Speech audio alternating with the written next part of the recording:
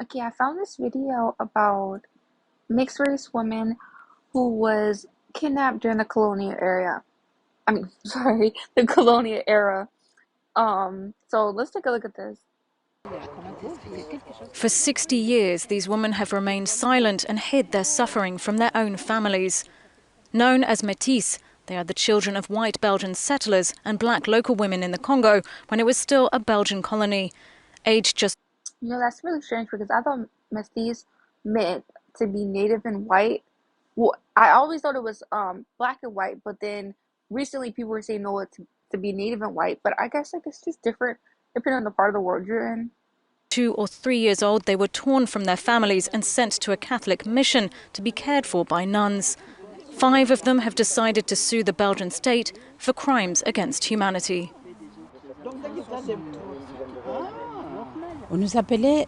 We were called the children of sin because the union between the white man and a black woman was not tolerated. So we were called the children of sin, the children of prostitution, café au lait, all kinds of names. It was hurtful, we cried, but they didn't. See, I went through this growing up.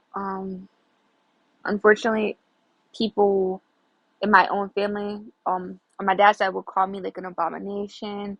You know, it's not right to mix the races and stuff like that. And I don't think that these adults care. Like even they say that in the video, they just don't care because they don't feel like we should be here. So our feelings don't matter to them. We were excluded. We always felt excluded. The Métis children were once again abandoned during the upheaval of independence in 1960. Amid rising violence during the Congo crisis, the nuns were repatriated, but the children were left to the mercy of militias. We thought they were coming to guard us, and it was in the evening that the militias began to play with us. So they started to tell us nonsense, like a little girl, to take our clothes and to spread our legs. They put candles there. They put candles to show us how women gave birth. But as a small child, you could not imagine. In April 2019, That is honestly disgusting. And it's unfortunate, but me, myself, and so many other mixed race people have stories of how people did things like this based off of race. Like I know this could happen to anyone, but it was based off of race when it happened to us. Like they would mention our race when they were doing like, crimes against us. It's just insane. the Belgian Prime Minister apologised on behalf of the state. Small comfort for the victims. Their lawyers say the kidnapping of children amounts to a crime against humanity. When contacted, the government refused to comment on an ongoing case.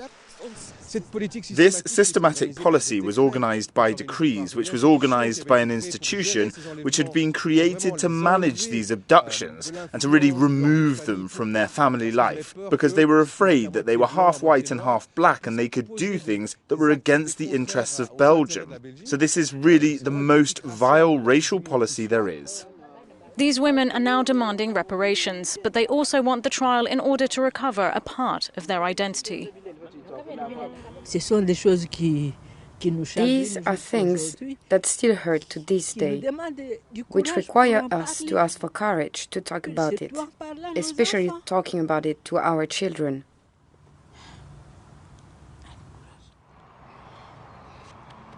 Joanna Gill, Euronews. This is devastating, and I just hope we get to a place where the mixed community is so sound to where the kids know their history, but maybe like I'm not gonna say they shouldn't know everything, but just not at such a young age. Like I feel like sometimes in our monoracial communities they tell kids too much too young. And I think we should shield, the kids from that a little bit. Just teach them the good part of our history first, and as they get older, we can slowly introduce that to them.